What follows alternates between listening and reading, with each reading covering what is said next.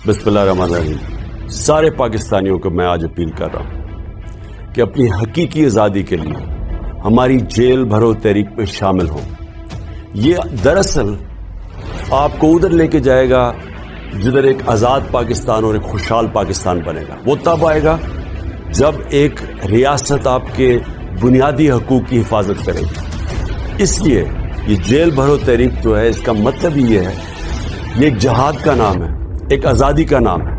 और मैं चाहता हूं कि जितने भी आप में से इसमें शिरकत करेंगे, उतनी जल्दी हम अपने मकसद पर पहुंच जाएंगे कि अपने मुल्क को एक हकीकी तौर पे आज़ाद कर लेंगे। बिस्मिल्लाहिर्रहमानिर्रहीम। सारे पाकिस्तानियों को मैं आज अपील कर रहा हूं कि अपनी हकीकी आज़ादी के लिए हमारी जेल भरो तहरीक में शामिल हों।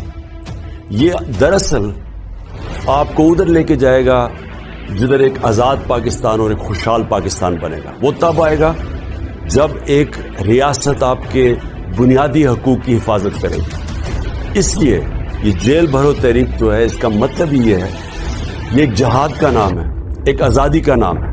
और मैं चाहता हूं कि जितने भी आप में से इसमें शिरकत करेंगे, उतनी जल्दी हम अपने मकसद पर पहुंच जाएंगे कि अपने मुल्क को एक हकीकी तौर पे आज़ाद कर लेंगे।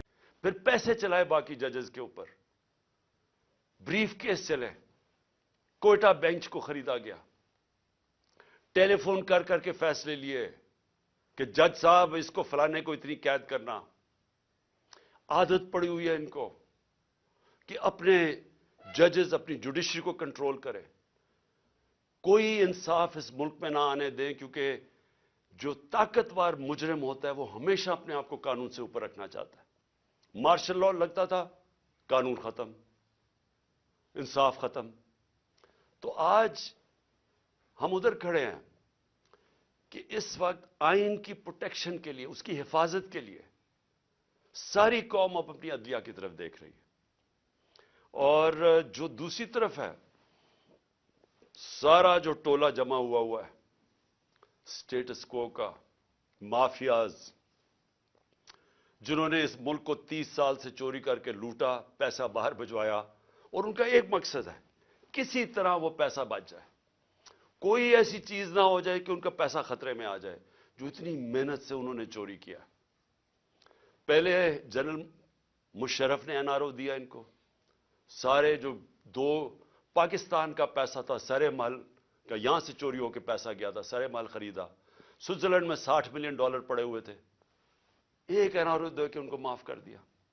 उधर से हुदैबा पेपर मिल 90 की दिहाई में 1 अरब रुपए की करप्शन, मनी लॉन्ड्रिंग की हुई थी शरीफ खानदान ने, उसके ऊपर उसको रोक दिया डील करके। कोई हुक्म, कोई जनरल मुशर्रफ या किसी जनरल को इख्तियार ही नहीं दिया हुआ, कोई आइन इख्तियार नहीं देता कि आप कौम का पैसा, करप्शन कौम का पैसा होता है। घर में चोरी होती है तो मेरा पैसा है, मैं माफ कर दूं, लेकिन कौम की चोरी का पैसा कोई माफ नहीं कर सकता। लेकिन यहां हुआ, वही साहिब इक्तदार, वही माफियाज कानून के ऊपर आ गए, और मेरे सारे 3 साल लगे रहे कि जी हमें एनआरओ दो, जब वो ब्लैकमेल करेंगे जी एनआरओ दो, और बदकिस्मती से इनको एनआरओ मिला। जनरल बाजवा ने इनको एनआरओ दिया, और अब इनको मुश्किल पड़ी हुई है कि किसी ना किसी तरह इस एनआरओ को अब बचाया जाए। और इनको खतरा सिर्फ एक आदमी से है, और उसकी पार्टी से, इमरान खान और तहरीक इंसाफ से। सो सारी कोशिशें हो रही हैं कि किसी तरह इमरान खान इक्तदार में ना आ जाए, और अगर वो आ गया तो इनका एनआरओ खतरे में आ जाएगा। अपनी जात को बचाने के लिए मुल्क को तबाही की तरफ लेके जा रहे हैं, सिर्फ और सिर्फ जाती मफादात के लिए। ये जो सारा टोला खड़ा हुआ है और इनके पीछे जो लोग हैं, वो सिर्फ जात के लिए इस मुल्क को आज इधर लाके उन्होंने खड़ा कर दिया। और वो मैं बताऊंगा कि हम खड़े किधर हैं आज। मुझे अफसोस से कहना पड़ता है कि हमें पता था ये होना है, ये सारों को नजर आ रहा था कि ये आएंगे, इनका कोई मकसद पाकिस्तान की बेहतरी नहीं है। नहीं तो 30 साल इन दोनों खानदानों ने बारियां ली हैं, पाकिस्तान तो बांग्लादेश के भी पीछे चला गया। तो अब इन्होंने कैसे ठीक करना था? तो सबको पता था ये क्यों आ रहे हैं, और इनको ऊपर जब मुसल्लत किया गया, और उसके ऊपर मैं बाद में आता हूं। तो मैं आज پہلے تو اپنی عدلیہ کو اپنی قوم کی طرف سے خراج تحسین پیش کرتا ہوں